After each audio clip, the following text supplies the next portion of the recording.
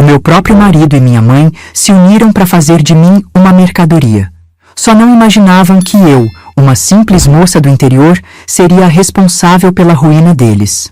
Boa tarde, meus queridos. Aqui é a vovó Andressa, com meus 68 anos bem vividos, falando diretamente da minha varanda em Porto Alegre, Rio Grande do Sul.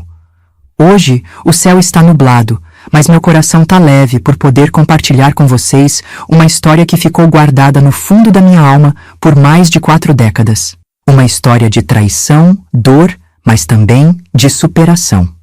Antes de começar essa jornada difícil, queria pedir um favorzinho do coração. Se inscreve aqui no canal da vovó, dá aquele joinha que não custa nada e deixa nos comentários de qual cantinho do Brasil você está me assistindo. Isso ajuda muito a vovó a continuar contando suas histórias e quem sabe ajudar outras pessoas que estão passando por momentos difíceis como eu passei. Vamos voltar para 1973, quando eu tinha apenas 20 anos. Porto Alegre já era uma cidade grande, mas o bairro Partenon, onde eu morava, ainda tinha um jeitinho de interior. Todo mundo se conhecia, as crianças brincavam na rua, e as fofocas corriam mais rápido que água de chuva em ladeira. Naquela época, eu morava com meus pais numa casa simples, mas aconchegante. Meu pai, seu Antônio, era um homem trabalhador, motorista de ônibus, respeitado por todos no bairro. Já minha mãe, Dona Irene, era costureira, fazia roupas sob medida para as madames da cidade. Tínhamos uma vida modesta, mas nunca nos faltou nada, principalmente amor e respeito. Meu pai era meu herói, meu porto seguro. Quando eu era pequena, ele me levava nos ombros pela feira de domingo, me comprava algodão doce escondido da minha mãe, me ensinava a andar de bicicleta.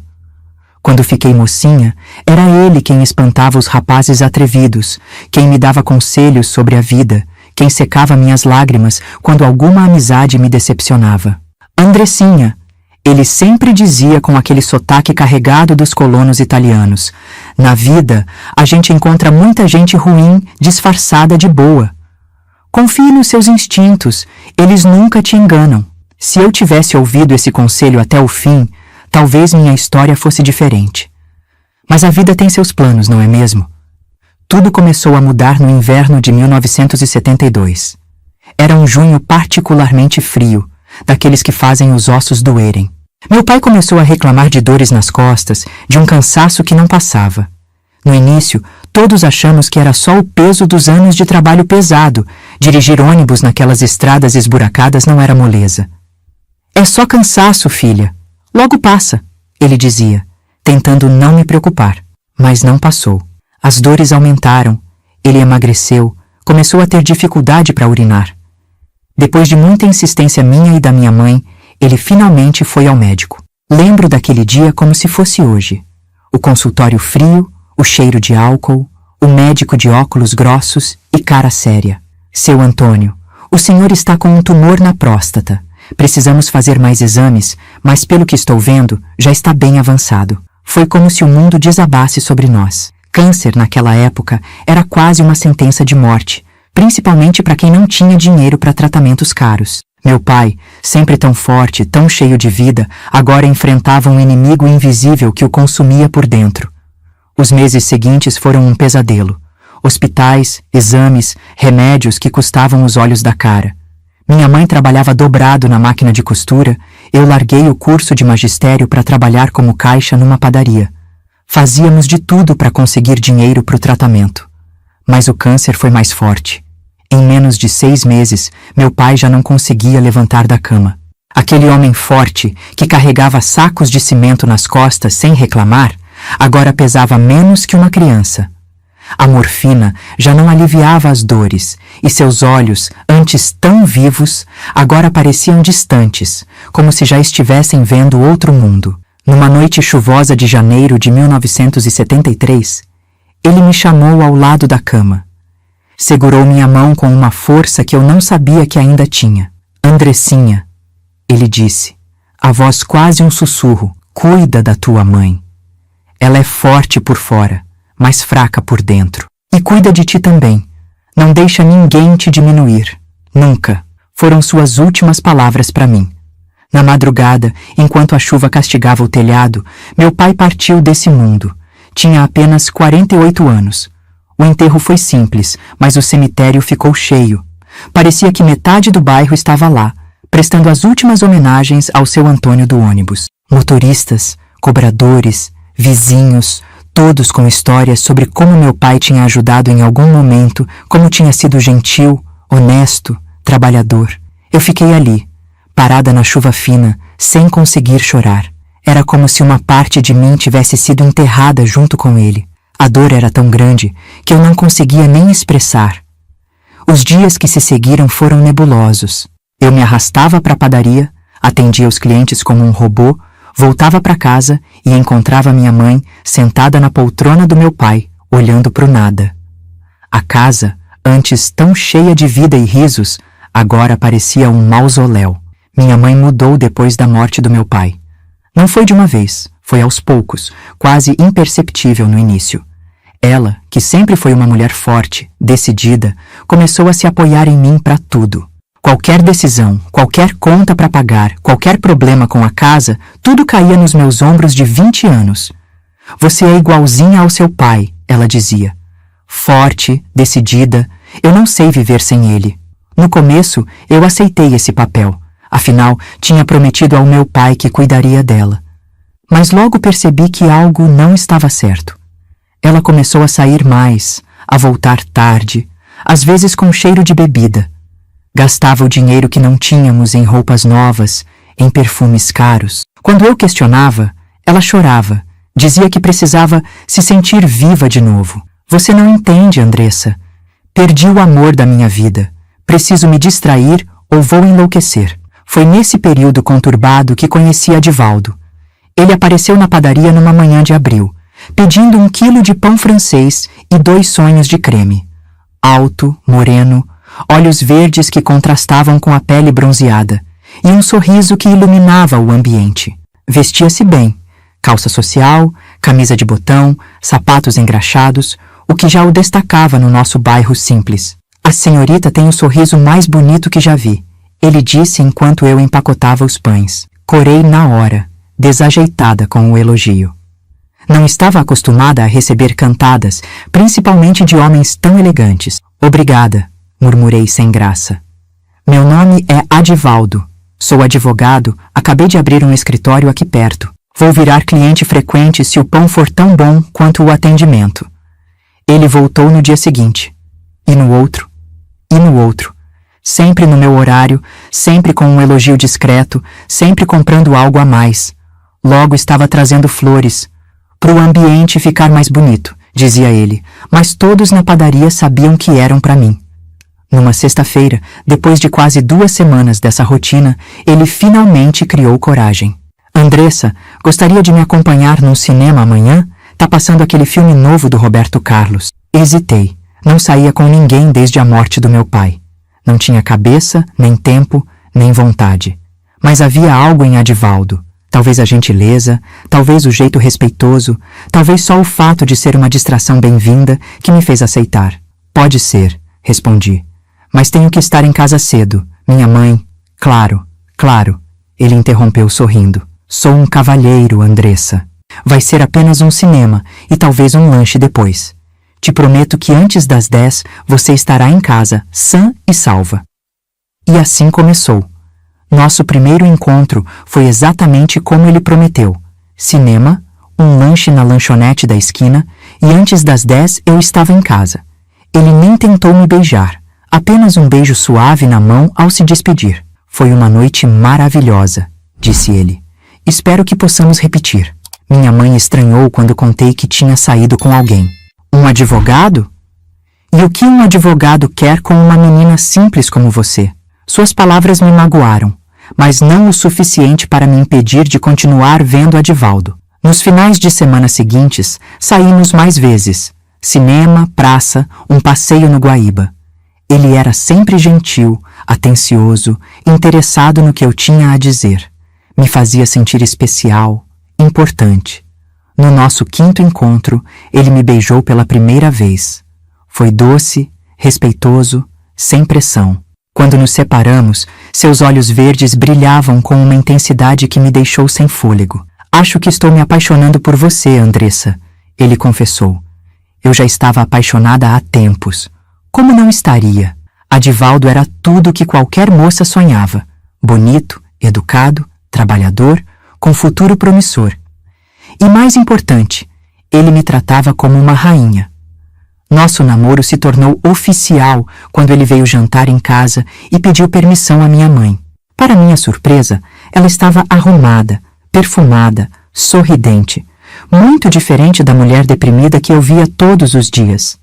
Claro que podem namorar, ela disse, servindo mais uma fatia de carne para Adivaldo.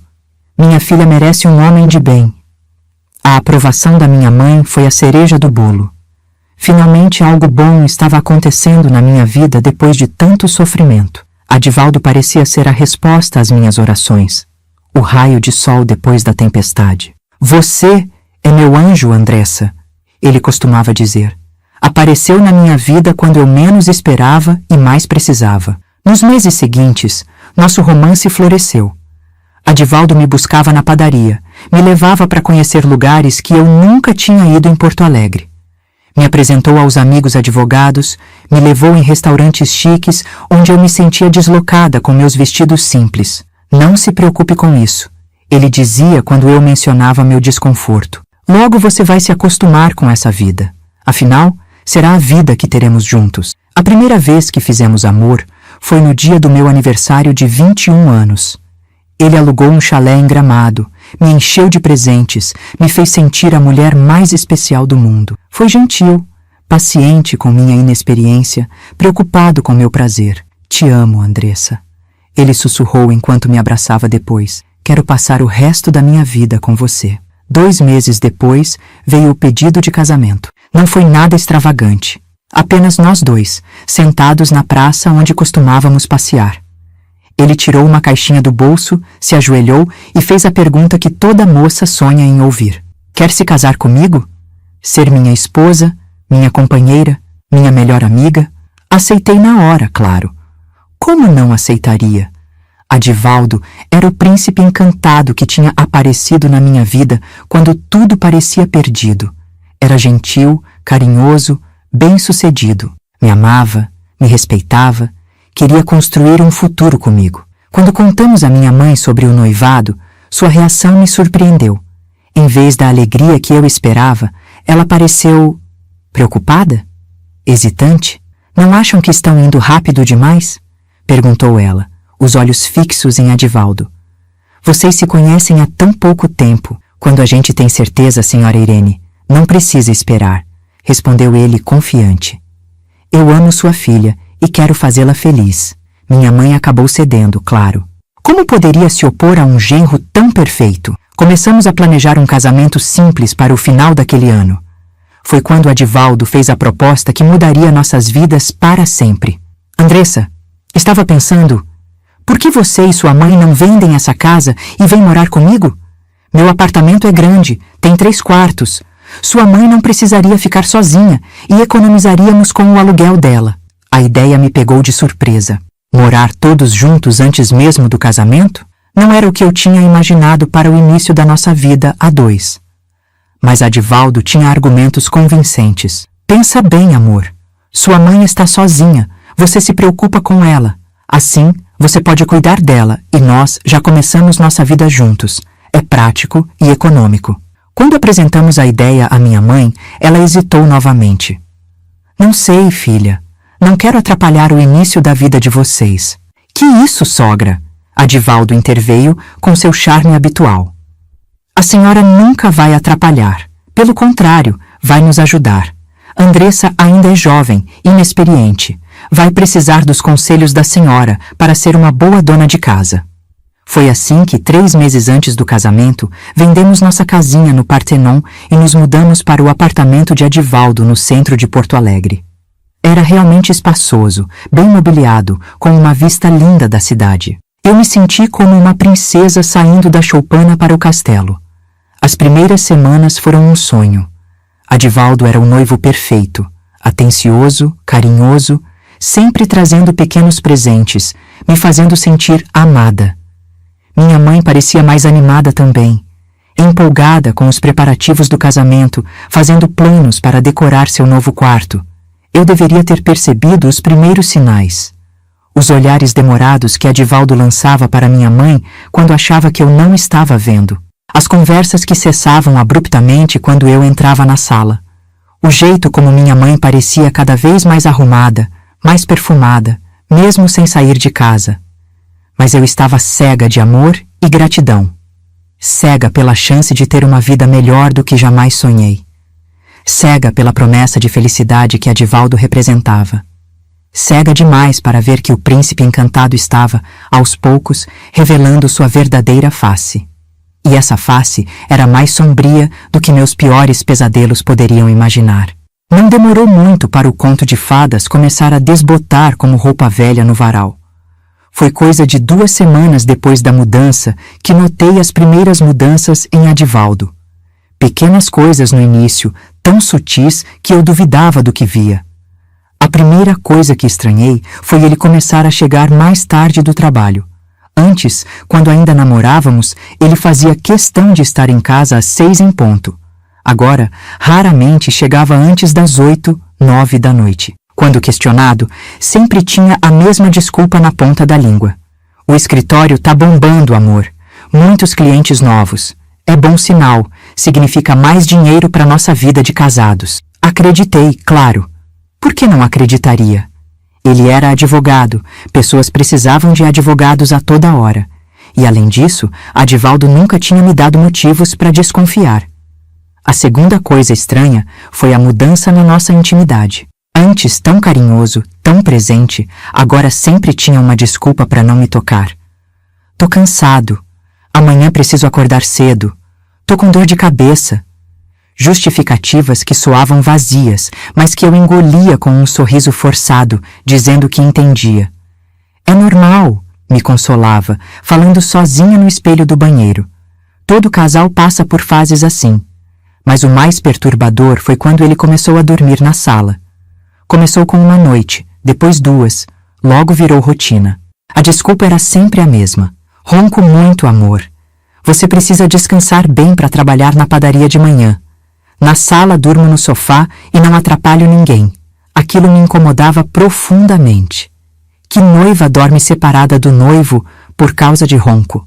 Mas engoli mais essa, como já tinha engolido tantas outras coisas na vida.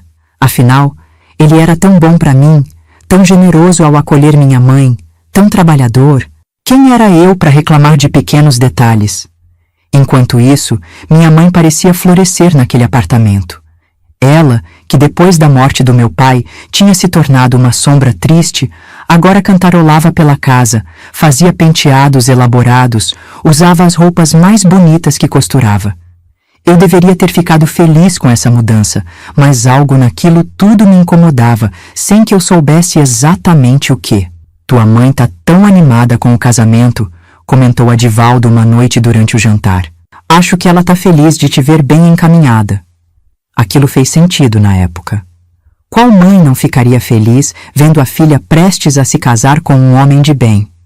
Ignorei aquela vozinha no fundo da minha cabeça que dizia que havia algo mais acontecendo bem debaixo do meu nariz. Foi numa quarta-feira de setembro, faltando apenas 2 meses para o nosso casamento, que a primeira peça do quebra-cabeça caiu no lugar. Eu tinha saído mais cedo da padaria com dor de cabeça e voltei para o apartamento sem avisar ninguém. A ideia era deitar um pouco, tomar um chá e melhorar antes que Adivaldo chegasse do trabalho. Quando abri a porta, ouvi risos vindos da cozinha. Risos de minha mãe, mais joviais e leves do que eu ouvia há anos. Fui me aproximando silenciosamente, curiosa, quando ouvi uma voz masculina que reconheci imediatamente. Adivaldo. Congelei no corredor sem entender. Eram 2 da tarde. Que diabos Adivaldo estava fazendo em casa àquela hora? Ele deveria estar no escritório, trabalhando nos tais casos que o mantinham ocupado até tarde da noite. Ela não desconfia de nada. Ouvi minha mãe dizer, a voz baixa, mas audível. Andressa sempre foi ingênua demais. Como o pai, respondeu Adivaldo, e os 2 caíram na risada. Naquele momento, senti como se o chão tivesse se aberto sob meus pés. Recuei silenciosamente até a porta e saí sem ser notada, o coração batendo tão forte que achei que fosse desmaiar ali mesmo no corredor. Caminhei sem rumo pelas ruas de Porto Alegre, tentando processar o que tinha acabado de descobrir. Adivaldo estava mentindo sobre trabalhar até tarde. Ele e minha mãe estavam tendo conversas pelas minhas costas, rindo de mim, me chamando de ingênua. E pior, comparando-me ao meu pai, como se isso fosse algo ruim, algo digno de piada. Voltei para casa horas depois, quando já tinha escurecido. Encontrei os dois na sala, assistindo televisão como se nada tivesse acontecido. Onde você estava? Perguntou Adivaldo, aparentando preocupação. Liguei na padaria e disseram que você tinha saído mais cedo. Fui dar uma volta, respondi secamente. Precisava espairecer. Naquela noite, deitada sozinha na cama que deveria compartilhar com meu futuro marido, chorei silenciosamente até pegar no sono. Ainda não sabia exatamente o que estava acontecendo, mas meu coração já sabia que era algo terrível. Nos dias que se seguiram, comecei a prestar mais atenção. Os olhares cúmplices entre eles. O jeito como pareciam sempre estar cochichando quando eu não estava por perto. As desculpas cada vez mais frequentes de Adivaldo para não passar tempo comigo. Tenho que resolver uns detalhes do casamento, dizia ele, saindo de casa nos finais de semana. Vou ajudar ele, completava minha mãe, pegando a bolsa e o seguindo. Voltavam horas depois, sempre com histórias vagas sobre terem visto salões, degustado bolos, escolhido convites, mas nunca traziam amostras, nunca pediam minha opinião. Era como se o casamento estivesse acontecendo entre eles, não entre mim e Adivaldo. Uma noite, enquanto lavava a louça do jantar, ouvi um barulho estranho vindo do quarto da minha mãe. Silenciosamente, me aproximei da porta entreaberta e vi algo que jamais conseguirei apagar da memória. Adivaldo, meu noivo, meu futuro marido, nos braços da minha própria mãe. Não gritei, não fiz escândalo. Uma calma estranha tomou conta de mim enquanto voltava para a cozinha e terminava de lavar os pratos, como se nada tivesse acontecido. Era como se uma parte de mim já soubesse, já esperasse por isso, como um diagnóstico terminal que apenas confirma o que o paciente já sentia no corpo. No dia seguinte, arrumei minhas coisas numa mala pequena, pronta para sair daquele apartamento e nunca mais olhar para trás. Mas quando estava saindo, Adivaldo me interceptou na porta. Aonde você pensa que vai? Perguntou, bloqueando minha passagem. Embora. Acabou, Adivaldo. Vi vocês dois ontem à noite. Esperava negação, talvez raiva ou vergonha. O que não esperava era o sorriso cínico que se formou no rosto dele. E daí? O que você vai fazer? Para onde vai? Não tem mais casa, não tem dinheiro, não tem nada nem ninguém. Suas palavras me atingiram como um tapa. Ele estava certo. Tínhamos vendido nossa casa. O dinheiro da venda tinha ido para uma conta conjunta que ele controlava, supostamente para os gastos do casamento. Eu trabalhava numa padaria ganhando uma miséria. Não tinha para onde ir, não tinha como recomeçar. Fica, ele disse, num tom quase conciliador. O casamento continua de pé. Precisamos um do outro, Andressa. Como assim?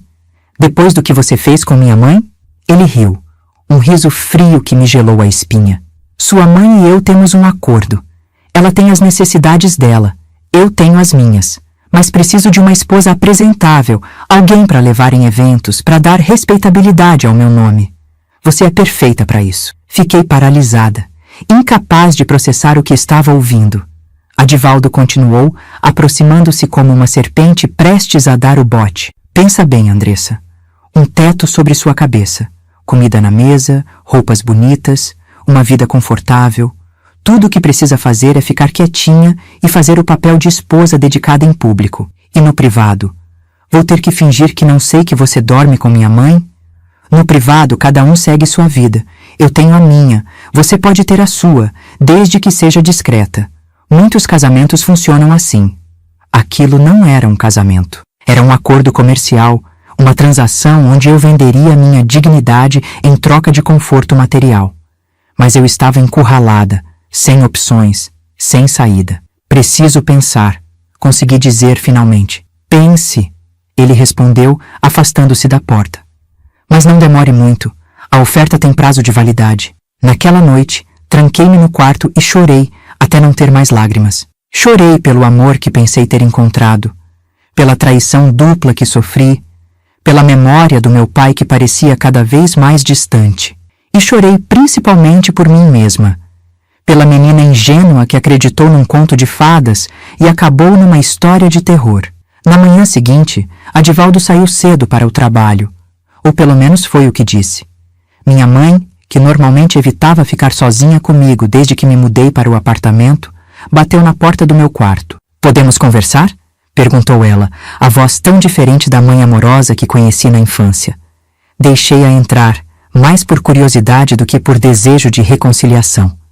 Ela sentou na beirada da cama, as mãos inquietas no colo, evitando meu olhar. "Adivaldo me contou que você sabe", começou ela. "Sei que vocês dois estão dormindo juntos pelas minhas costas?" "Sim, eu sei." Ela não negou, não pediu desculpas. Apenas assentiu, como se confirmasse um fato banal, como o tempo nublado lá fora. "Ele te ofereceu um acordo." "Sim, um acordo nojento onde finjo ser esposa dele enquanto vocês dois continuam, fazendo o que fazem." Minha mãe finalmente levantou os olhos para mim e o que vi neles me assustou. Não havia culpa, não havia remorso. Havia apenas uma determinação fria, calculista. "Aceite, Andressa. É o melhor para todos nós." "O melhor? Como pode ser o melhor eu viver uma mentira? Você acha que seu pai e eu vivíamos o grande amor? Acha que aquele motorista de ônibus suado era o homem dos meus sonhos?" Suas palavras me atingiram como facadas. Sempre acreditei que meus pais tinham um casamento feliz, baseado em amor e respeito mútuo.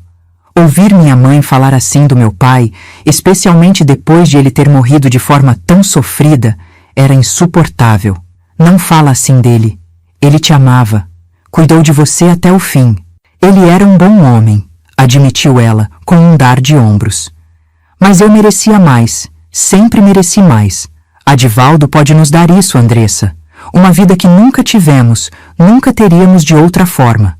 Às custas da minha dignidade? Da memória do meu pai? Dignidade não paga contas, filha. Seu pai morreu e nos deixou sem nada.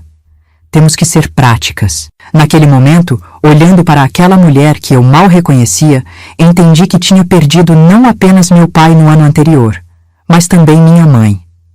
A mulher à minha frente era uma estranha, alguém para quem valores como lealdade, honra e amor familiar não significavam nada diante da perspectiva de conforto material. "Não vou fazer isso", disse finalmente, a voz mais firme do que me sentia. "Não vou viver essa farsa." "Então para onde vai? O que vai fazer? Acha que com seu salário de padeira consegue alugar um lugar para morar nessa cidade?" Ela tinha razão, e nós duas sabíamos disso. Eu estava encurralada, sem saída.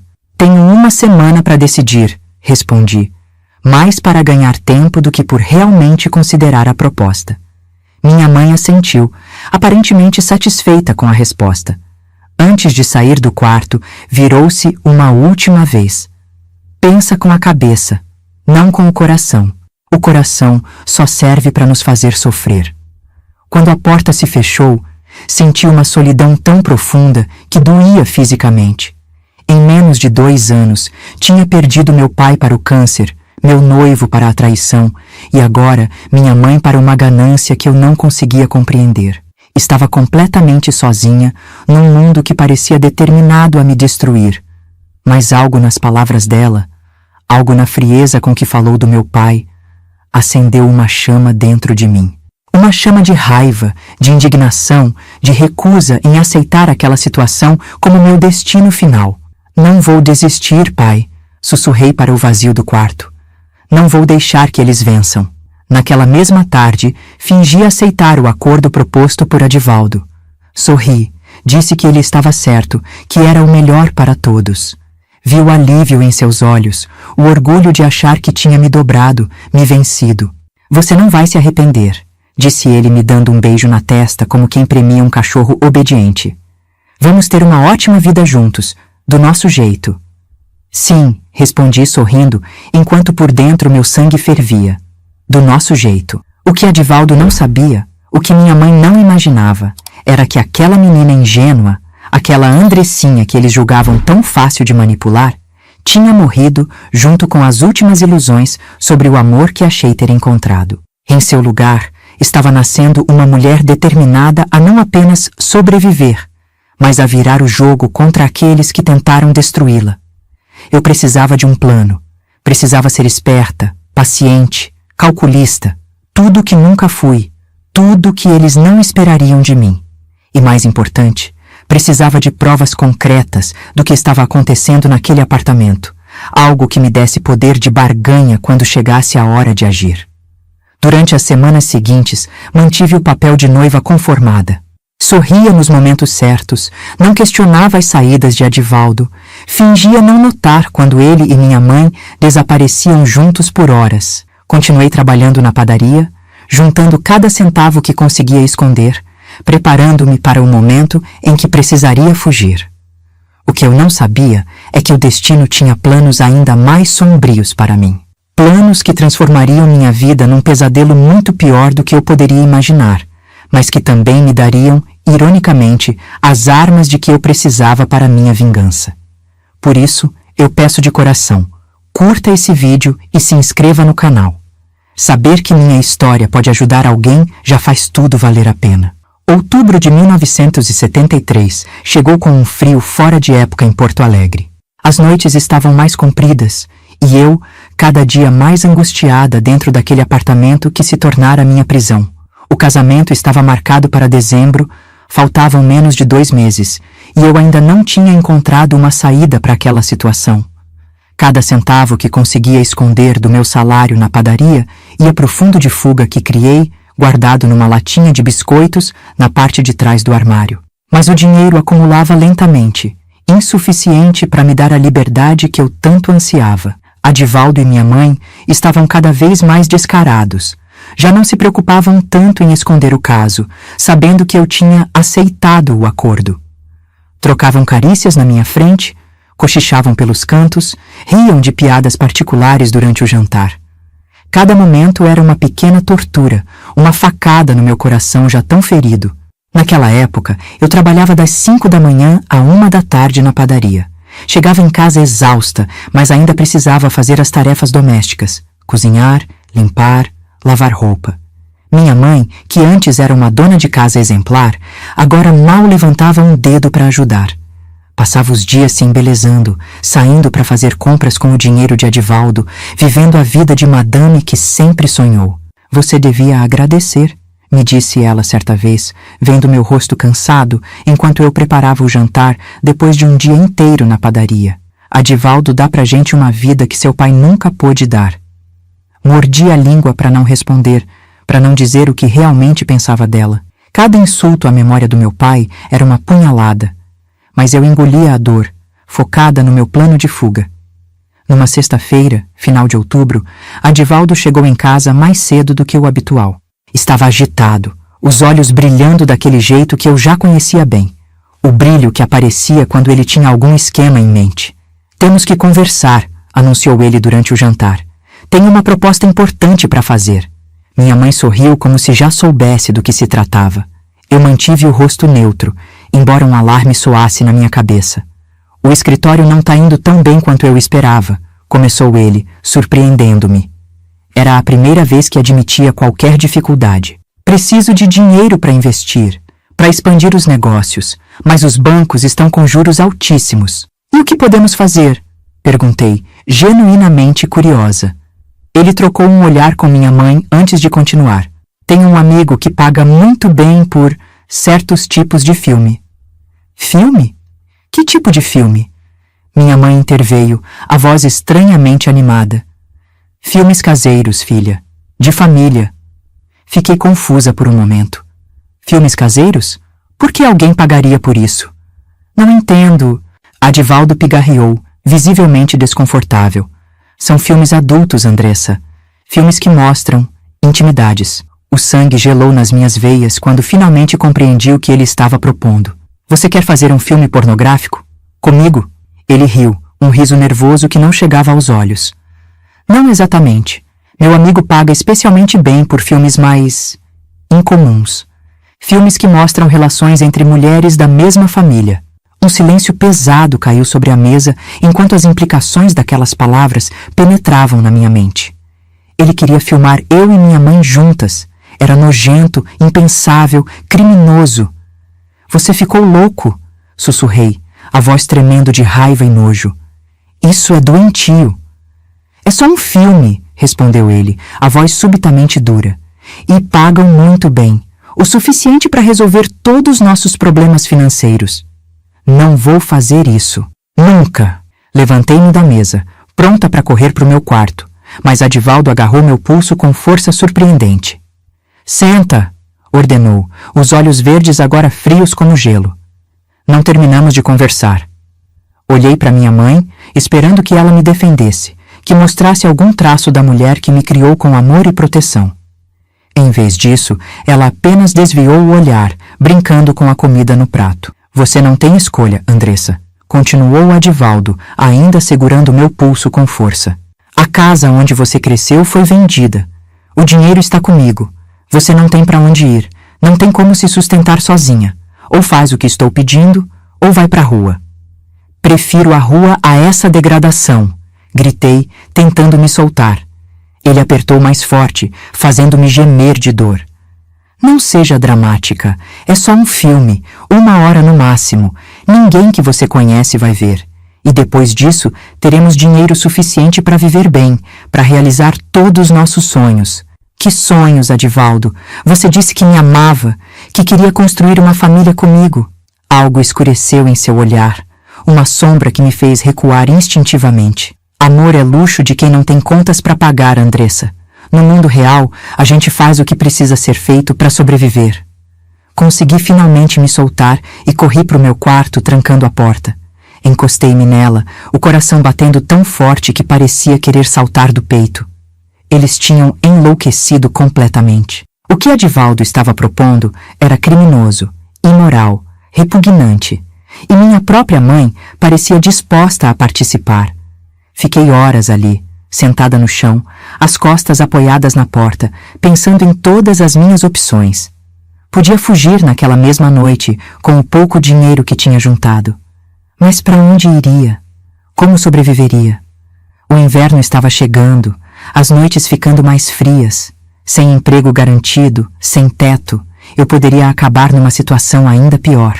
Pensei em ir à polícia, denunciar Adivaldo pelo que estava propondo. Mas seria minha palavra contra a dele, um advogado respeitado contra uma simples balconista de padaria. E minha mãe, certamente, ficaria do lado dele. Quem acreditaria em mim? Em algum momento da madrugada, exausta de tanto chorar e pensar, adormeci ali mesmo no chão. Acordei com batidas insistentes na porta. Andressa, abre. Precisamos conversar. Era a voz da minha mãe, não de Adivaldo. Hesitei, mas acabei abrindo a porta. Ela entrou rapidamente, fechando-a atrás de si. Você precisa fazer isso, filha, disse sem preâmbulos. Não temos outra opção. Sempre tem outra opção, mãe, respondi, a voz rouca de tanto chorar. Como pode sequer considerar uma coisa dessas? É sua filha, seu próprio sangue. Ela suspirou, sentando-se na beirada da minha cama. Você não entende como o mundo funciona, Andressa. Acha que a vida é um conto de fadas, que o bem sempre vence, que amor resolve tudo. Não é assim. Nunca foi. O pai não te ensinou isso. Ele era um homem bom, honesto. E morreu deixando a gente na miséria, rebateu ela, a voz amarga. Honestidade não enche barriga, filha. Adivaldo pode nos dar uma vida que nunca sonhamos ter. À custa da minha dignidade? Da sua? O que o pai diria se visse isso? Algo lampejou nos olhos dela. Culpa, talvez? Mas logo desapareceu. Seu pai está morto. Nós estamos vivas e precisamos sobreviver. Ela levantou-se, alisando o vestido novo que certamente Adivaldo havia comprado. Pensa nisso. A alternativa é a rua. Quando ela saiu, caí de joelhos no chão, soluçando. Como tinha chegado a esse ponto? Como minha vida tinha se transformado nesse pesadelo em tão pouco tempo? Há 1 ano, eu era uma filha amada, com uma família unida, sonhando com o futuro. Agora estava presa num apartamento com 2 pessoas que planejavam me usar da pior maneira possível. Pai, sussurrei para o vazio do quarto. Me ajuda, me dá força, me mostra um caminho. Mas nenhuma resposta veio. Apenas o silêncio opressivo daquelas paredes que agora me pareciam uma prisão. Naquela noite, durante o jantar, Adivaldo voltou ao assunto como se estivéssemos discutindo algo perfeitamente normal, como a cor das cortinas ou o cardápio da semana. Então, Andressa, pensou na minha proposta? Mantive os olhos fixos no prato, incapaz de olhar para ele. Não vou fazer isso, ele suspirou, como um pai paciente com uma criança teimosa. Sabe quanto estão oferecendo? 50.000 cruzeiros. É uma fortuna. Poderíamos quitar todas as dívidas do escritório, talvez até comprar uma casa maior. 50.000 cruzeiros.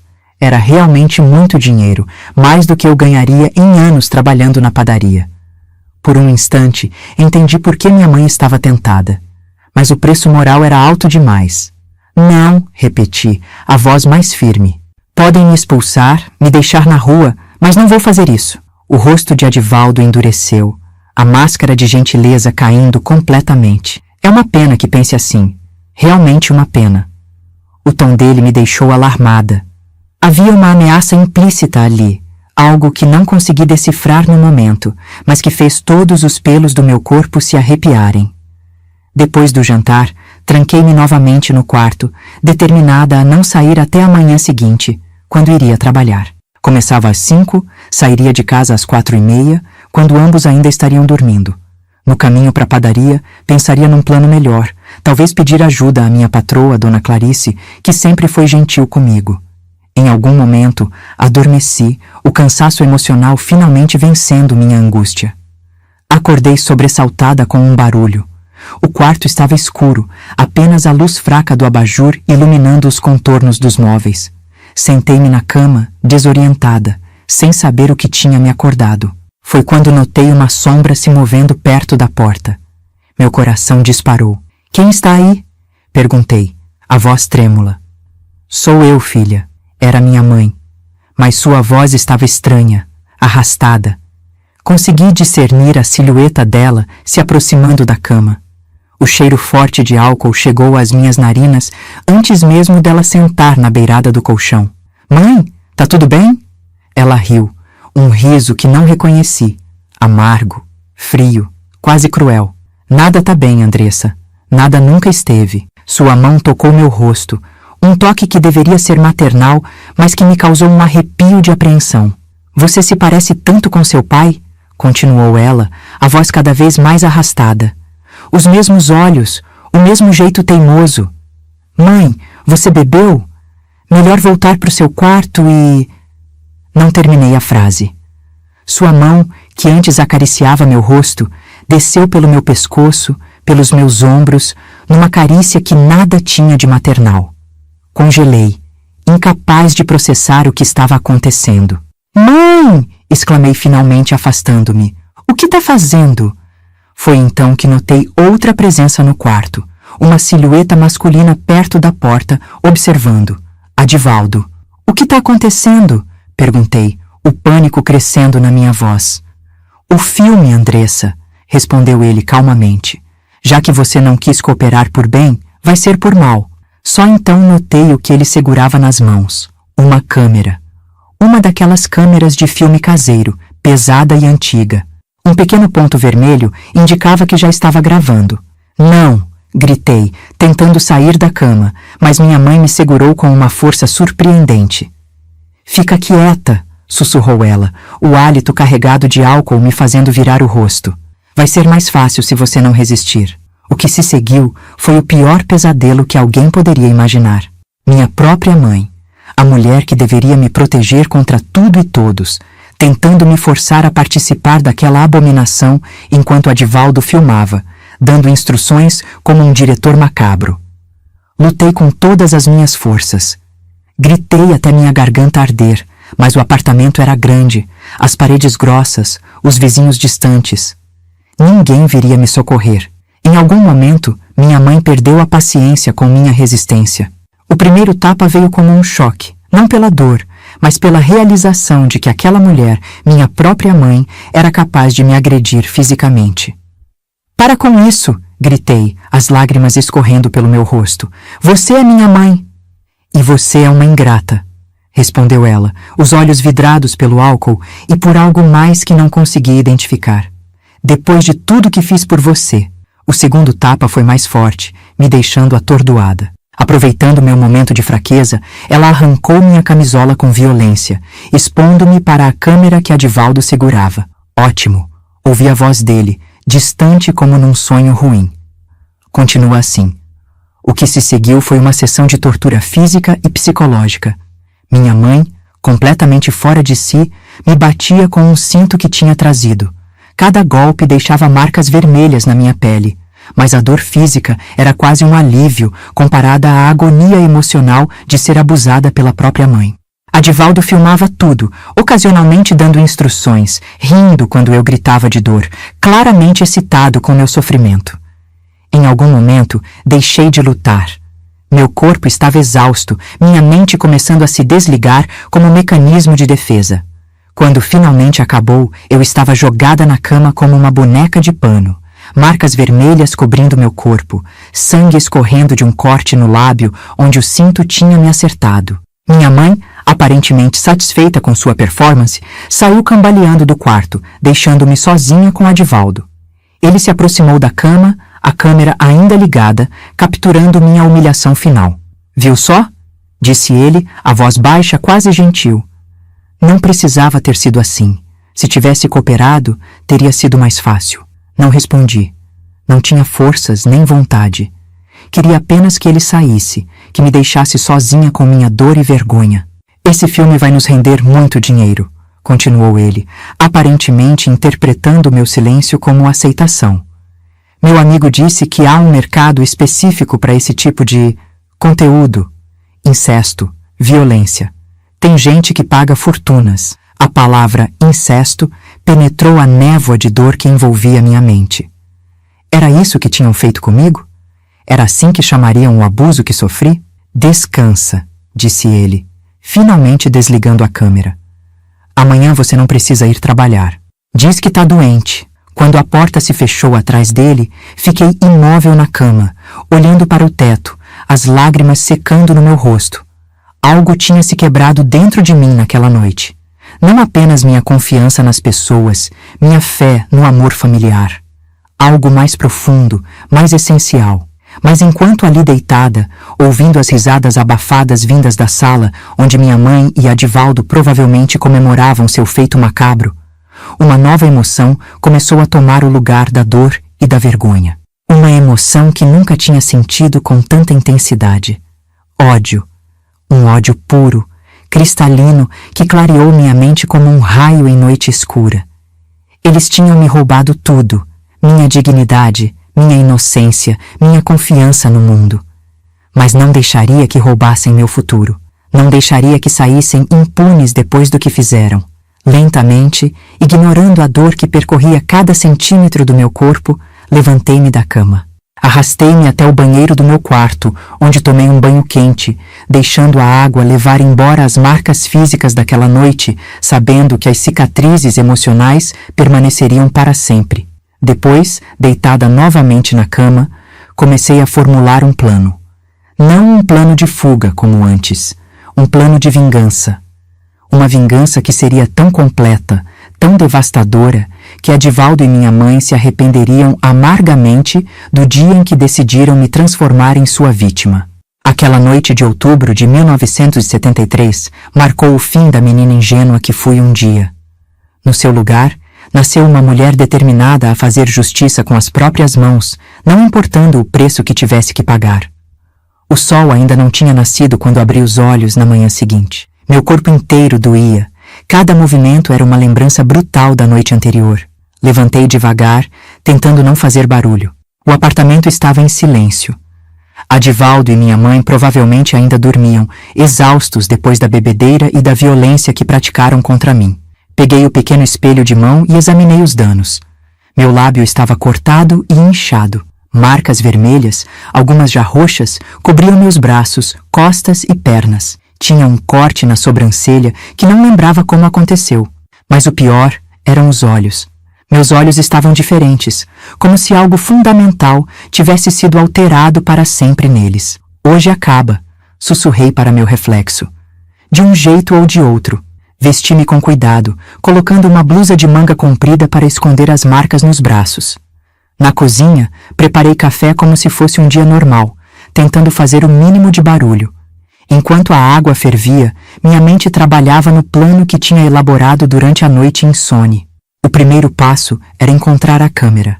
Adivaldo certamente a tinha guardado em algum lugar, provavelmente trancada para que eu não tivesse acesso, mas ele subestimava minha determinação. Terminei de preparar o café e voltei silenciosamente para o corredor, parando em frente à porta do quarto que eles compartilhavam. Pressionei o ouvido contra a madeira e ouvi roncos leves. Ainda dormiam profundamente. O escritório de Adivaldo ficava no final do corredor. Ele sempre o mantinha trancado, mas eu sabia onde a chave reserva era guardada, no vaso de planta da sala, enterrada superficialmente na terra. Quantas vezes o vi escondendo-a ali, achando que eu não percebia?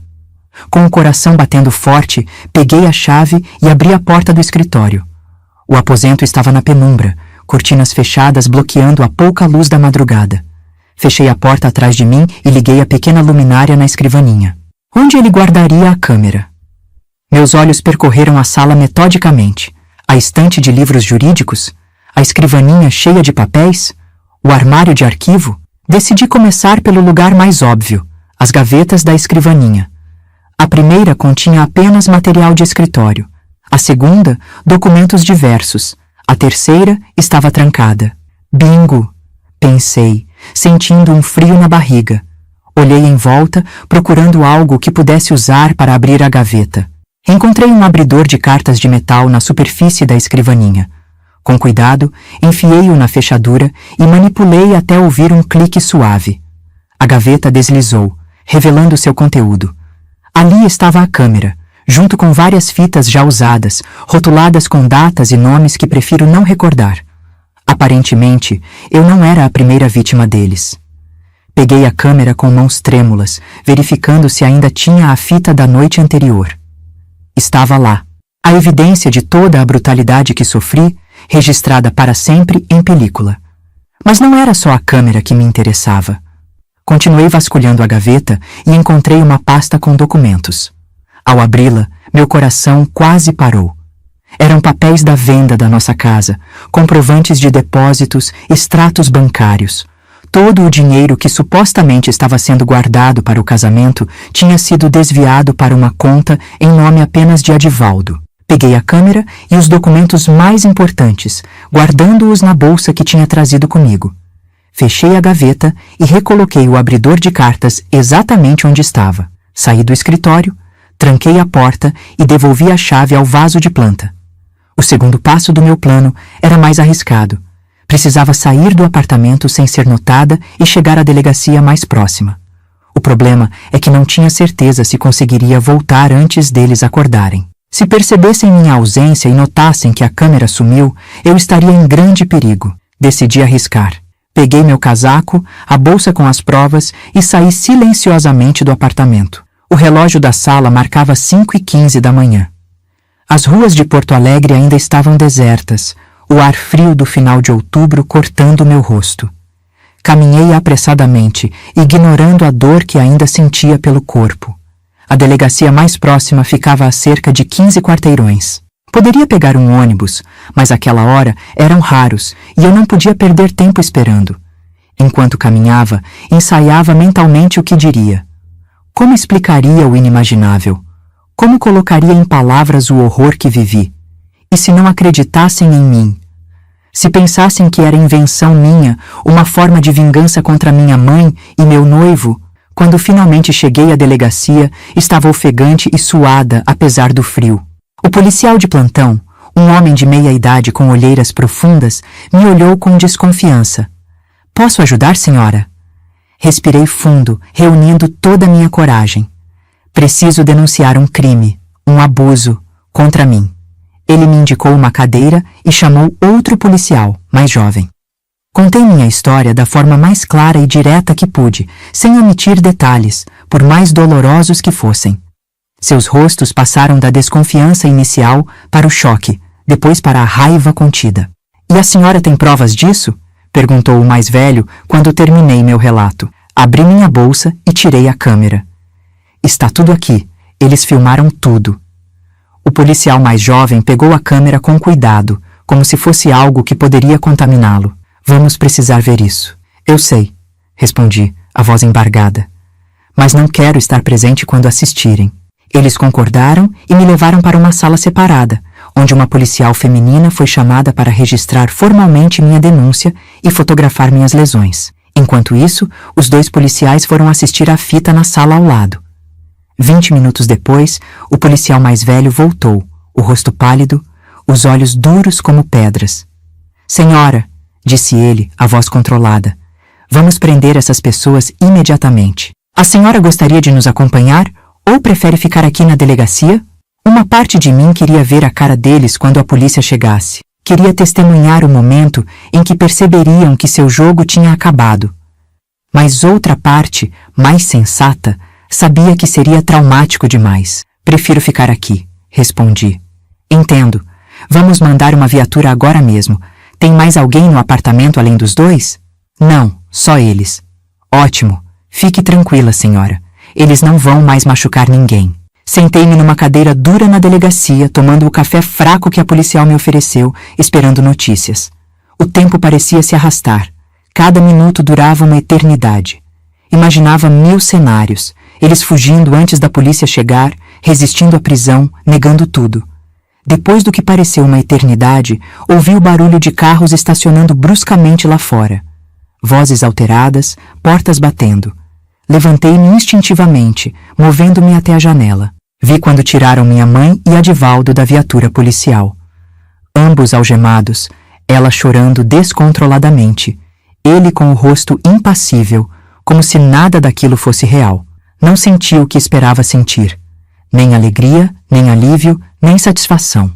Apenas um vazio imenso, como se uma parte de mim tivesse morrido naquela noite e nunca mais voltaria. O policial mais velho veio até mim. Encontramos mais fitas no apartamento. Muitas fitas. Parece que eles faziam isso há algum tempo, com outras vítimas. Seu noivo confessou que vendia esse material. Sua mãe está alegando que foi coagida, que estava sob influência de álcool e drogas. Não me surpreendi. Era típico dela fugir da responsabilidade pelos próprios atos. O que acontece agora? Perguntei, subitamente exausta. Eles vão ficar presos. O caso é grave, não tem fiança. A senhora tem para onde ir? Algum parente, amigo? Balancei a cabeça negativamente. Não tinha ninguém. Toda a minha família estava ali. Uma presa por ter me agredido, o outro por ter filmado e incentivado. Há abrigos para mulheres vítimas de violência, sugeriu ele, com gentileza incomum para um homem daquela época. Posso acionar a assistência social. Não será necessário, respondi, uma ideia formando-se na minha mente. Tem uma pessoa que talvez possa me ajudar.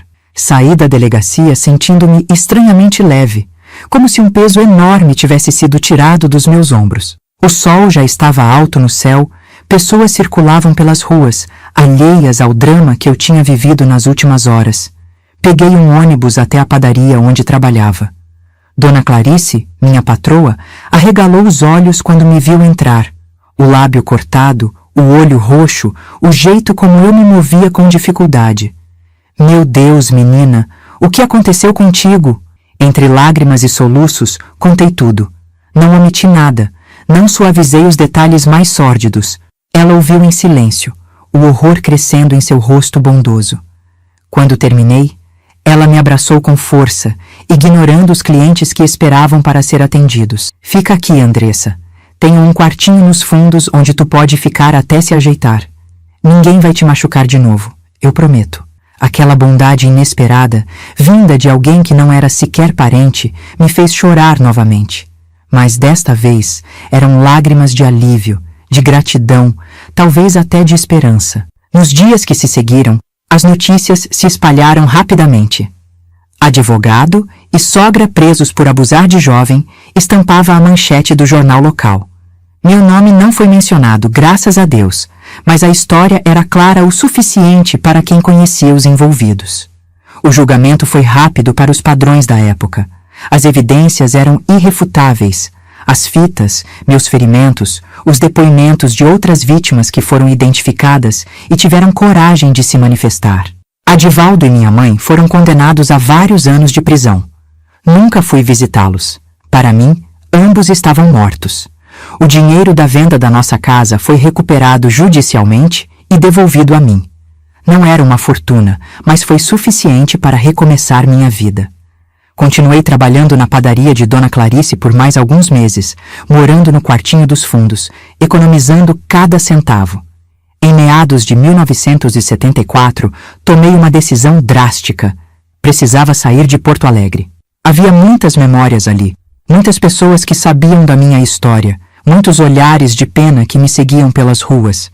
Queria um lugar onde ninguém me conhecesse, onde pudesse ser apenas Andressa, não a moça daquele caso terrível. Gramado, na Serra Gaúcha, parecia o lugar perfeito. Pequena, turística, com oportunidades de trabalho e longe o suficiente de Porto Alegre para me dar um novo começo. Usando o dinheiro que tinha guardado, aluguei um pequeno apartamento perto do centro e comecei a procurar emprego. Foi assim que acabei como garçonete no Chalé da Serra, um restaurante tradicional que servia fondue e outros pratos típicos para os turistas.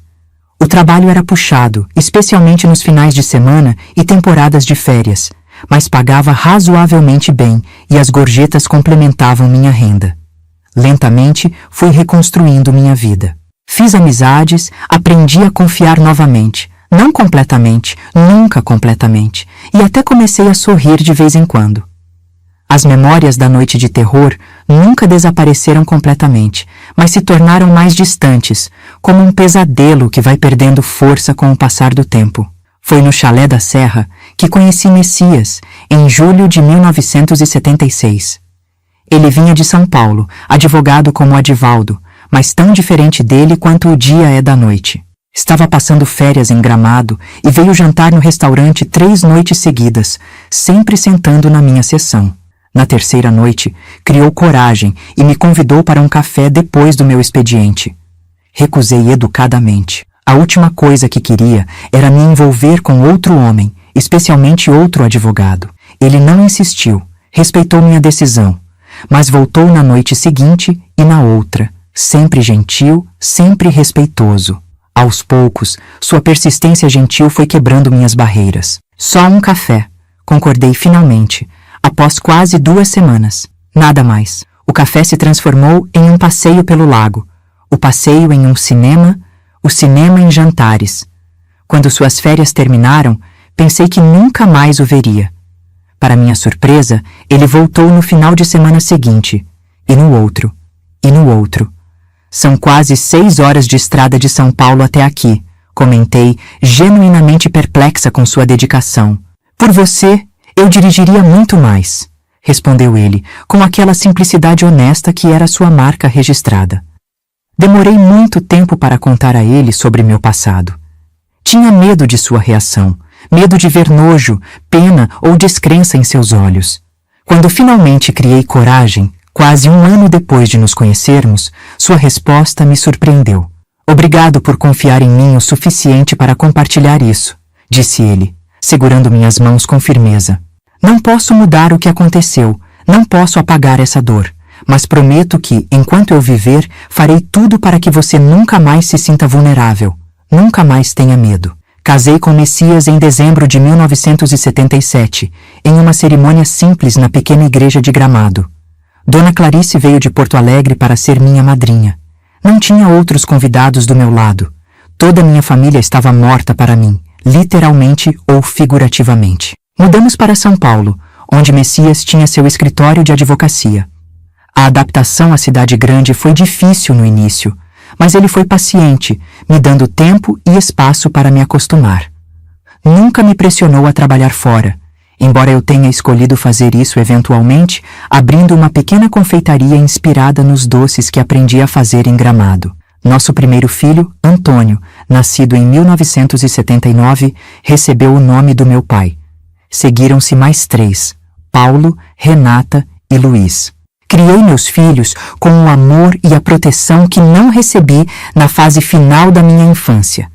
Nunca levantei a mão para eles, nunca usei palavras duras, nunca os fiz sentir menos do que as pessoas extraordinárias que são. Messias foi o companheiro que eu nunca sonhei que poderia ter. Paciente nos momentos em que os pesadelos voltavam, compreensivo quando certos gatilhos me faziam recuar para dentro de mim mesma, firme quando precisei de força para continuar. Nosso casamento não foi perfeito. Que casamento é? Mas foi construído sobre fundações sólidas de respeito, honestidade e amor genuíno. Nunca mais tive contato com minha mãe ou com Adivaldo. Soube, por acaso, que ela morreu na prisão em 1983, de pneumonia. Não senti nada, nem raiva, nem tristeza, nem alívio. Era como ouvir sobre a morte de uma estranha. Quanto a Adivaldo, não sei nem se ainda vive. Não importa. Ele não tem mais poder sobre mim, sobre minha vida, sobre minha capacidade de ser feliz. A cicatriz daquela noite de outubro nunca desapareceu completamente. Há momentos, mesmo agora, tantas décadas depois, em que um cheiro, um som, uma imagem me transportam brevemente de volta àquele quarto escuro. Mas aprendi a conviver com essas memórias sem deixar que elas definam quem sou. Sou Andressa, sou esposa, mãe, avó, sou sobrevivente. E a cada dia que acordo ao lado do homem que me ensinou a confiar novamente, a cada sorriso dos meus filhos e netos, a cada pequena alegria da vida cotidiana, venço novamente aquela noite terrível. A vingança mais doce não foi ver meus agressores atrás das grades. Foi construir uma vida plena, feliz e significativa, apesar do que eles tentaram me tirar. Foi provar, principalmente para mim mesma, que o mal pode deixar cicatrizes, mas não precisa envenenar o futuro. E essa, meus queridos, é a maior vitória que alguém pode conquistar. O tempo é o Senhor de todas as coisas, meus queridos. Ele cura, transforma, suaviza as bordas mais ásperas da nossa dor. Claro que algumas feridas são tão profundas que nunca cicatrizam completamente. Apenas aprendemos a viver com elas, como velhas companheiras de jornada. São Paulo me acolheu como uma mãe que eu nunca tive de verdade. A cidade grande, barulhenta e caótica se tornou meu refúgio, meu recomeço. Ninguém ali conhecia meu passado. Ninguém me olhava com aquela mistura de pena e curiosidade mórbida que tanto me incomodava em Porto Alegre. Era apenas Andressa, a esposa do Dr. Messias, depois a mãe do Antônio, do Paulo, da Renata e do Luiz. Nos primeiros anos, confesso que vivia em constante estado de alerta. Cada homem de terno que se parecia vagamente com Adivaldo me fazia congelar no meio da rua. Cada notícia sobre criminosos saindo da cadeia me deixava acordada à noite, imaginando se ele viria atrás de mim. Messias percebeu esse medo sem que eu precisasse verbalizar e fez questão de verificar periodicamente o status legal de Adivaldo, me garantindo que ele continuava preso, longe de nós. Ele nunca mais vai te machucar. Messias repetia sempre que eu acordava gritando depois de um pesadelo. Estou aqui, sempre vou estar. E estava mesmo. Sempre ao meu lado nas consultas com a psicóloga que finalmente comecei a frequentar em 1980. Depois que os pesadelos se tornaram tão intensos que afetavam minha capacidade de cuidar do pequeno Antônio. Sempre me apoiando quando decidi abrir minha confeitaria, mesmo que isso significasse menos tempo em casa. Sempre respeitando meus limites na intimidade, entendendo que havia dias em que simplesmente não conseguia suportar ser tocada, mesmo por ele. A terapia foi um divisor de águas na minha vida. A doutora Helena, uma senhora de meia idade com olhos gentis e voz firme, me ajudou a processar o trauma de uma forma que eu nunca imaginei ser possível. O que aconteceu com você foi terrível, Andressa, ela me disse na primeira sessão. Mas não é quem você é algo que aconteceu com você, não algo que define você. Levei anos para realmente internalizar essas palavras, para separar a Andressa do evento traumático. Para entender que eu não era a moça que foi abusada pela mãe e pelo noivo, mas sim Andressa, mulher, esposa, mãe, confeiteira, pessoa completa com sonhos, desejos, talentos e falhas como qualquer outra. A A confeitaria Doce Recomeço abriu suas portas em 1983, num pequeno espaço alugado no bairro do Brooklyn. Comecei modesta, apenas eu e uma ajudante, fazendo bolos e doces finos para festas. A princípio, meus clientes eram principalmente amigos de Messias e suas esposas, que encomendavam por gentileza ou curiosidade. Mas logo, a qualidade do meu trabalho começou a falar por si mesma, e o negócio cresceu organicamente. Trabalhar com doces tinha algo de terapêutico para mim. A precisão das receitas, a concentração necessária, a transformação de ingredientes simples em criações bonitas e deliciosas, tudo isso me ancorava no presente, me impedia de me perder nas memórias do passado. E claro, havia a alegria genuína nos rostos das pessoas ao provarem meus doces, especialmente as crianças. Não existe tristeza que resista a um bom brigadeiro, eu costumava dizer, e acreditava nisso de verdade. Em 1985, quando Luiz, meu caçula, nasceu, a confeitaria já tinha se expandido para um espaço maior e contava com 5 funcionárias. Equilibrar a maternidade de 4 crianças com um negócio em crescimento não foi fácil, mas Messias sempre foi um pai presente, algo raro para aquela época. Somos parceiros, ele dizia. Sua luta é minha luta, sua alegria é minha alegria. Foi nesse mesmo ano que recebi uma carta que mudaria mais uma vez o curso da minha vida. O envelope tinha o timbre do sistema penitenciário e meu primeiro instinto foi jogá-lo fora sem abrir. Mas algo me fez hesitar e acabei lendo seu conteúdo. Era uma notificação oficial. Adivaldo havia morrido na prisão, vítima de um ataque cardíaco. Não senti alegria, nem vingança satisfeita, nem mesmo alívio imediato. O que senti foi mais como o fechamento de um capítulo, a conclusão de uma história que já não tinha poder sobre mim. Mostrei a carta a Messias e a doutora Helena na minha próxima sessão de terapia. O que você quer fazer com essa informação? Perguntou a doutora Helena, sempre direta. Nada, respondi após pensar por um momento. Ele já não tem lugar na minha vida há muito tempo. E era verdade. Em algum momento entre criar meus filhos, desenvolver meu negócio e construir uma vida plena com Messias, Adivaldo tinha se tornado apenas um fantasma distante, sem substância, sem poder. A década de 1990 chegou trazendo mudanças para nossa família. Antônio, meu primogênito, entrou na faculdade de Direito, seguindo os passos do pai. Paulo escolheu engenharia, Renata medicina e Luiz, sempre o artista da família, optou por arquitetura. Vê-los crescendo fortes, seguros, buscando seus próprios caminhos, era minha maior alegria e também minha maior vitória sobre o passado. Você criou filhos maravilhosos, comentou minha sogra, Dona Conceição, durante a festa de formatura de Antônio em 1997. Nós criamos, corrigi, olhando com carinho para Messias. Cada conquista deles tem um pouco de nós dois.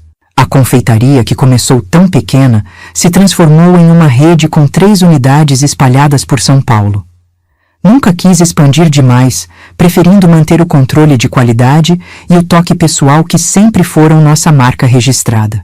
Ainda testava pessoalmente cada nova receita. Ainda fazia questão de conhecer cada funcionário pelo nome.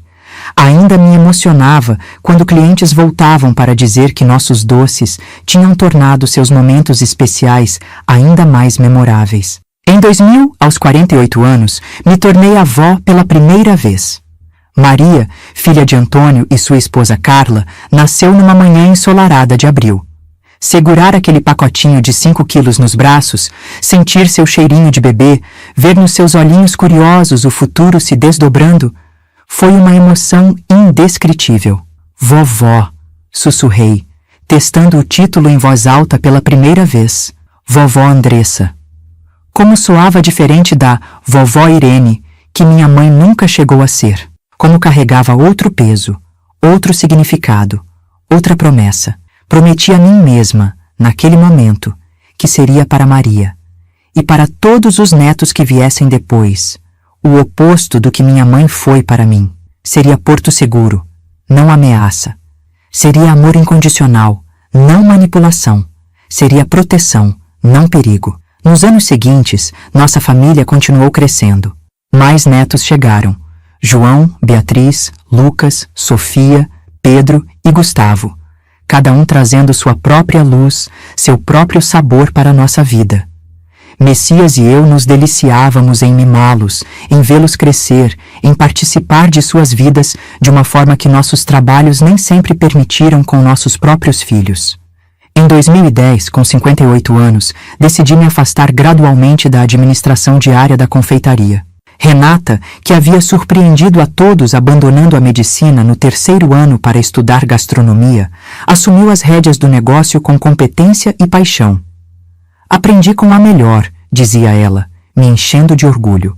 Messias também começou a reduzir sua carga de trabalho no escritório de advocacia, passando mais casos para Antônio, que se tornara seu sócio. Começamos a viajar mais, conhecendo lugares que sempre sonhamos visitar: Paris, Roma, Lisboa, Nova York. Cada viagem era uma aventura, uma celebração da liberdade que conquistamos, da vida que construímos juntos. Foi durante nossa viagem a Portugal, em 2012, que Messias teve o primeiro aviso. Um mal-estar súbito durante um passeio em Sintra. Um aperto no peito que ele tentou disfarçar, mas que me alarmou imediatamente. Voltamos às pressas para o Brasil, direto para uma bateria de exames. O diagnóstico veio como um soco no estômago. Doença arterial coronariana avançada. Precisaria de uma cirurgia de ponte de safena o quanto antes. Não se preocupe. Ele tentou me acalmar, vendo o terror nos meus olhos. Já enfrentamos coisas piores juntos. A cirurgia foi um sucesso, graças a Deus. Mas a recuperação foi longa e difícil. Pela primeira vez em nosso casamento, os papéis se inverteram completamente. Agora era eu quem precisava ser a rocha, o porto seguro, a força inabalável. Cuidei dele com todo o amor e dedicação que ele sempre me deu. Aprendi sobre medicamentos, dietas especiais, exercícios recomendados. Transformei nossa casa para facilitar sua recuperação. Estava ao seu lado em cada consulta, cada exame, cada pequena vitória no caminho da reabilitação. Você é meu anjo da guarda, ele dizia, segurando minha mão durante as sessões de fisioterapia. Estou apenas retribuindo, respondia eu, sabendo que nunca poderia retribuir completamente tudo o que ele fez por mim. Messias se recuperou, mas nunca voltou a ser o mesmo. Ficou mais frágil, mais contemplativo, mais consciente da finitude da vida. Decidimos que era hora de aproveitar cada momento que tínhamos juntos ao máximo. Vendemos nossa grande casa no Morumbi, onde criamos nossos filhos, e compramos um apartamento menor, mais fácil de manter. Passamos a dividir nosso tempo entre São Paulo e uma pequena chácara em Atibaia, onde plantávamos nossos próprios legumes e frutas, recebíamos os netos nos finais de semana e assistíamos a pôres do sol de tirar o fôlego. Em 2017, celebramos bodas de Rubi, 40 anos de casamento. A festa, organizada por nossos filhos, reuniu família, amigos, ex-funcionários, pessoas que cruzaram nosso caminho ao longo das décadas. Foi uma celebração não apenas do nosso amor, mas da vida que construímos juntos, dos obstáculos que superamos, da família que criamos. Se pudesse voltar no tempo, Messias me disse durante nossa dança: casaria com você 1000 vezes de novo. Olhando para ele, para as rugas que emolduravam seus olhos gentis, para o cabelo agora completamente branco, para o sorriso que ainda fazia meu coração acelerar, soube que diria o mesmo. Apesar de tudo, apesar do começo traumático da minha vida adulta, acabei tendo mais sorte no amor do que jamais imaginei merecer. Foi em 2020, no início da pandemia, que perdi Messias. Não para o vírus que assombrava o mundo, mas para um segundo ataque cardíaco, fulminante desta vez. Estávamos na chácara, plantando morangos que ele nunca veria crescer, quando simplesmente caiu ao meu lado, sem aviso, sem chance de despedida. A dor da perda foi avassaladora, diferente de qualquer outra que já tinha experimentado. Não era a dor aguda da traição, nem o horror do abuso, nem o vazio da rejeição. Era uma dor de amputação, como se metade de mim tivesse sido arrancada de repente, deixando um espaço que nada jamais preencheria. O isolamento da pandemia tornou o luto ainda mais difícil. Não pude ter o velório que Messias merecia. Não pude ser abraçada por todos que o amavam. Não pude sentir o conforto da presença física da minha família extensa. Apenas um funeral pequeno, apressado, com máscaras escondendo as lágrimas. Distanciamento social impedindo o conforto do toque. Mas mesmo na dor mais profunda, mesmo na ausência mais aguda, encontrei força na vida que construímos juntos. Nos filhos que criamos, nos netos que adorávamos, no legado de amor e respeito que Messias deixou. Hoje, aos 68 anos, olho para trás e vejo uma vida que, apesar do começo traumático, foi rica em amor, em propósito, em significado. A menina assustada de Porto Alegre se transformou numa mulher forte, numa esposa amada, numa mãe e avó dedicada, numa empresária bem-sucedida. A dor do passado nunca desapareceu completamente. Algumas feridas são profundas demais para cicatrizar totalmente. Mas aprendi a carregar essa dor sem deixar que ela me defina, sem permitir que escureça as muitas alegrias que a vida me proporcionou. Se há uma lição que gostaria de deixar para vocês, meus queridos que me assistem, é esta. Não importa quão escura a noite pareça, o sol sempre volta a nascer. Não importa quão profunda a ferida, a cura é possível.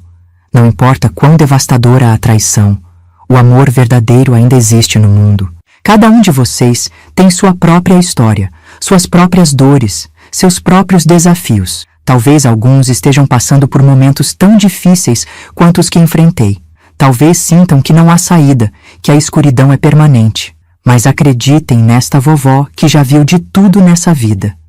Há sempre um caminho adiante, sempre uma possibilidade de recomeço, sempre uma chance de construir algo belo a partir das ruínas. Antes de terminar esse vídeo, queria pedir um favorzinho do coração. Se minha história tocou você de alguma forma, se trouxe algum conforto, alguma esperança, clique no joinha e se inscreva no canal. Isso ajuda muito a levar essa mensagem para mais pessoas que talvez precisem ouvir que não estão sozinhas em suas lutas. E não esqueça de entrar no nosso grupo de WhatsApp. O link está na descrição do vídeo. Lá compartilhamos todos os dias histórias reais de outras vovós que, como eu, enfrentaram tempestades na vida e ainda assim encontraram força para seguir em frente. É uma comunidade linda, de apoio mútuo, onde ninguém julga ninguém, onde todas as dores são acolhidas, onde celebramos juntas nossas pequenas e grandes vitórias. Como dizia meu Messias, a vida não é sobre esperar a tempestade passar, é sobre aprender a dançar na chuva. E, meus queridos, apesar de todas as tempestades, eu aprendi a dançar. Vocês também podem. Um abraço carinhoso desta vovó que torce muito por cada um de vocês. Até o próximo vídeo, se Deus quiser.